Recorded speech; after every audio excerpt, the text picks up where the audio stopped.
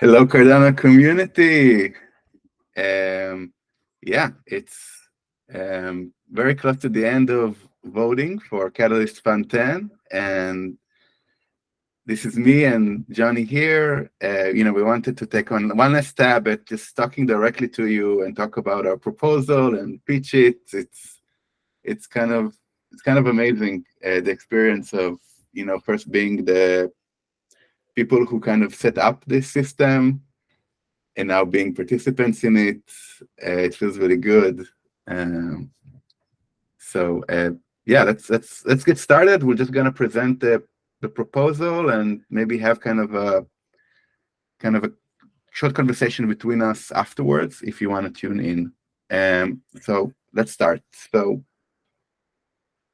proposal name is For the Community by the Community, optimizing the ROI of catalysts through listening to builders, expert analysis, and assessment of Cardano's Community Grants Fund.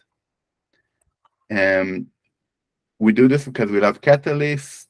We've led catalysts at Intersect, and we're back. We want to ensure they fulfill their potential. And our goal is to dramatically improve the ROI on Cardano's treasury, so both return on intention and return on investment. We want to see, the end result is that the builders and entrepreneurs fully realize their potential. There's an agreed decentralized ecosystem strategy, an explicit one that energizes and includes all the stakeholders, and that we can all the builders and participants can actually coordinate and improve Catalyst based on facts and expertise. The things that are blocking us from getting there is we think that the voice of the builders and entrepreneurs isn't heard and processed sufficiently. We don't think there's sufficient accountability towards addressing the key weaknesses in our ecosystem. And in general, there's a bit of a lack of a holistic ecosystem strategy that's really targeted at realizing the potential of Cardano. I think that Johnny, I think I'll pass it to you for this second part. Yeah, and when Dora and I talked about this proposal, one of the things we really wanted to focus on was taking a very data-driven analytical approach to really understanding key strengths and weaknesses. To that end, we really need I'm an enterprise architect by trade, training, profession, and I've always looked at things in a very holistic way. I'm TOGAF certified, and so a big part of that is just looking broadly and holistically at our ecosystem architecture, but also taking a very bottoms-up approach by speaking directly with a lot of the builders building our ecosystem. And I've kind of done that throughout my career journey, and specifically within my time within the Cardano ecosystem. And while I was at IOG, spent a lot of time talking to builders, some of them that you recognize, the projects, the MLab, et cetera, but also talking to some of the 13 different companies that Charles often talks about. We really wanted to understand and better articulate the value proposition for Catalyst and for value proposition for builders. Also want to leverage our study and Door's specific involvement in other ecosystems to understand the competitive landscape. Catalyst obviously isn't the only innovation fund grant program within the broader cryptocurrency blockchain industry. The other important part about this is really looking at the state of our ecosystem in its current form and its readiness to kind of take the next step, the next leap for other builders in the ecosystem. We also wanted to study and understand the builder journey, what it looks like today. And when we say builder journey, we're really talking about potential entrepreneurs with ideas, not just developers. And then, we can focus on the developer journey, and that's certainly a component of it. But we wanted to look very broadly and holistically at the builder journey. We want to understand the incentives that are there for various participants within the Catalyst ecosystems, including the operators of Catalyst, which in its current form is IOG. But there's also a huge community of passionate advocates, and people, visionaries that make up the Catalyst Circle and the Catalyst community itself. And we also understand and tie this to the broader kind of treasury and grants decision-making framework. Grant funding is one component of the broader Cardano treasury allocation mechanisms. And then lastly but not least, we want to look at the kind of the whole strategy for Catalyst and how it fits within the broader strategy for Cardano. Next slide, Bill.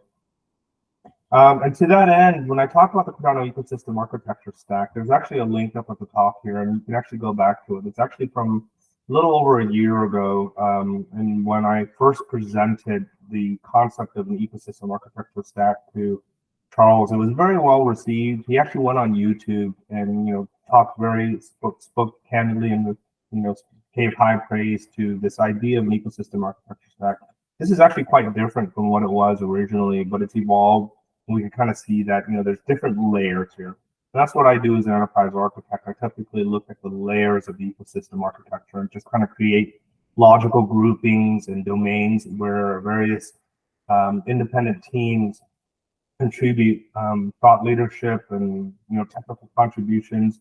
And at the very bottom layer, we kind of see Cardano's principles of formal methods and verification, research and development, and the first principles that make Cardano a big part of what it is.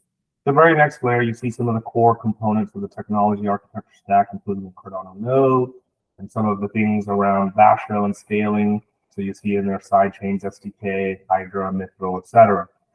As you move up the stack, there are things that developers and builders need to actually begin to integrate with and build on top of Cardano. And then the ultimate realization along the top are those things like specific dApps, marketplaces, wallets, light wallets, etc., that enable very specific use cases. And so having this kind of allows us to take a very nuanced and fine-grained approach to understanding the maturity and the capabilities that exist within each layer of our broader ecosystem architecture. And this is some of the original intellectual property that we plan to contribute to this overall proposal. Next slide. Where this becomes very actionable and from a deliverable standpoint, is that Dor and I spoke at length about how do we provide value to the broader Catalyst and Cardano ecosystem. And one of the main things that we want to feature out of this proposal is a main report that includes our assessment and all of our data and analysis gathered and recommendations to address the various issues and opportunities identified. I want to conduct a series of workshops, and these workshops will be very broad and inclusive, very well facilitated with stakeholders to turn report conclusions into actions and to get some of that validation and close that feedback loop. And then ultimately, at the end of all of this, we want to not just do a kind of a one-time deal, but provide a follow-up report tracking what actions are taking place, and link that to really tangible outcomes where various builders and various entities and within that broader Cardano ecosystem are taking specific actions. And so, Dor, I'll leave it up to you. Yeah, okay. So maybe there's like a lot of stuff here, a lot of moving parts. And that's because, well, our ecosystem is complex. And we needed sort of into expertise to like untangle it into concrete recommendations and actions. Why are we the best for doing this work? So we just have this like a few traits that are pretty unique. First of all, both of us are experts with proven success within multiple ecosystems. So not only we shown in action, how what we did actually greatly influenced already the future of the Cardano ecosystem and governance. But also, I think the way we work is that we have this legitimacy by both community and the founding orgs. I think as community members, we always been in deep connection with all of you, and at the same time, like I can say that me, I literally like hired most of the Catalyst team and governance team. So like, like we have also really good trust and good communication and reports with the founding orgs. And I think the last thing is that while we have those existing relationships, we're not being paid by IOG or any other entity. We're completely independent. Our accountability is to you, the community. So this kind of makes it a very unique blend that can really help basically make this strategy legitimate, decentralized, and effective. So I think that kind of captures what we can do. So, and our call for action is pretty simple. Whether even if you already voted, open the app again. Make sure you put a vote for us. I think the impact of this work today is going to be critical as we're starting to transition from still a long way to go, but transitioning from into the bull market. Like, we want to be in a place where we truly builder-centric and rising up the creative energies and taking the Cardano ecosystem to the next level. So vote for us and share this video. Make sure your community friends are aware of this proposal and are voting for it as well. So that's it. And that's kind of like our, let's say, the formal presentation part. Yeah, I don't know, Johnny, do you have any closing comments? Something you yourself are really fired about this proposal or its impact? Well, I used to come onto a lot of Twitter spaces, and I think one of the things, there was always, through various cycles of bear market, bull market, up, down, number go up, number go down. There's always been this consistent thread of just really engaged, passionate discussion. And I always said, this is a big part of why Cardano wins. Cardano wins because our ecosystem and our community, we're having these conversations. And while we may have differences in opinion about specific approach or specific implementation details, the fact that we're having these conversations is such a bullish indicator for our community as a whole. And I'm very, pleased and encouraged about some of the progress being made, on the Voltaire, as a part of the Voltaire team, you as well for so long. We've developed such deep, meaningful relationships with, the folks within IOG and within the Cardano Foundation. And we maintain and nurture those relationships even till today. But one of the things that, I always, I feel much more empowered, like you said earlier, now that I'm actually not beholden and collecting a paycheck from any one specific entity.